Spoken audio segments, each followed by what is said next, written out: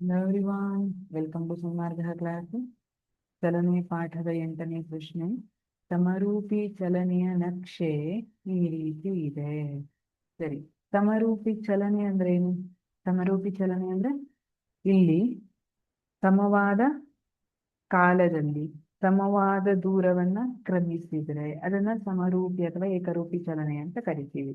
ಇದರ ಅರ್ಥ ಏನು? ಈಗ ಉದಾಹರಣೆಯಾಗಿ ನೋಡೋಣ. ನೀವು ಒಂದು ಕಾರನ್ನ, ನಿಮ್ಮ ಡ್ರೀಮ್ ಕಾರನ್ನ ಹೊಡ್ಕೊಂಡು ಹೋಗ್ತಾ ಇದ್ದೀರಿ 10 ಗಂಟೆಗೆ ಮನೆ ಬಿಟ್ರಿ. ಮನೆಯಿಂದ 1 ಕಿಲೋಮೀಟರ್ ದೂರ ಹೋಗ್ಲಿಕ್ಕೆ ನಿಮಗೆ 1 ನಿಮಿಷ ಸಾಕಾಯ್ತು. ಮನೆಯಿಂದ 1 ಕಿಲೋಮೀಟರ್ ದೂರ ಹೋಗ್ಲಿಕ್ಕೆ 1 ನಿಮಿಷ ಸಾಕಾಯ್ತು. ಟೈಮ್ ನೋಡಿದ್ರಿ, 10 1 ಆಗಿತ್ತು. ಸರಿ, ಈಗ 1 ಕಿಲೋಮೀಟರ್ ಇಂದ ಇನ್ನೊಂದು ಕಿಲೋಮೀಟರ್ ನಿಮ್ ಫ್ರೆಂಡ್ ಮನೆ ಇದೆ. ನೀವು ಒಬ್ರೆ ಹೋಗ್ ಬೇಜಾರ್, ನಿಮ್ಗೆ ನಿಮ್ ಫ್ರೆಂಡ್ ಕರ್ಕೊಂಡು ಹೋಗ್ಬೇಕಂತ ಅನ್ಕೊಂಡಿದ್ರಿ. ನೀವಿರೋ ಜಾಗದಿಂದ ಮತ್ತೆ ನಿಮ್ ಫ್ರೆಂಡ್ ಮನೆಗೆ 1 ಕಿಲೋಮೀಟರ್ ಇದೆ. ಅಲ್ಲಿಂದ ಸುಯಿ ಅಂತ ಮತ್ತೆ ಹೊರಟ್ರಿ. ಹೋಗಿ ನೋಡ್ತೀರಿ, ಫ್ರೆಂಡ್ ಮನೇಲಿ ಟೈಮ್ ನೋಡಿದ್ರೆ ಎಷ್ಟು ತೋರಿಸ್ತಾ ಇದೆ? 10 ಗಂಟೆ 2 ನಿಮಿಷ ತೋರಿಸ್ತಾ ಇದೆ. ಅಂದ್ರೆ ಇದು ಸಮರೂಪಿ ಚಲನೆ ಆಯ್ತಾ ಇಲ್ವಾ? ಆಯ್ತು. ಸಮವಾದ ಕಾಲದಲ್ಲಿ ಸಮವಾದ ದೂರವನ್ನ ಚಲಿಸಿದಿರಿ.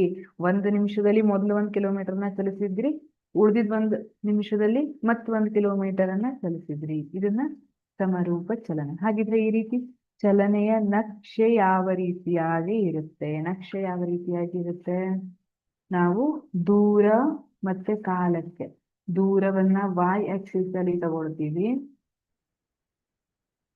ಕಾಲವನ್ನ x ಆಕ್ಸಿಸ್ ಅಲ್ಲಿ ತಗೊಳ್ತೀವಿ. ಈಗ ಸಮವಾದ ಕಾಲದಲ್ಲಿ ಸಮವಾದ ದೂರ, ಸಮವಾದ ಕಾಲದಲ್ಲಿ ಸಮವಾದ ದೂರವನ್ನ ಚಲಿಸಿರುತ್ತೆ.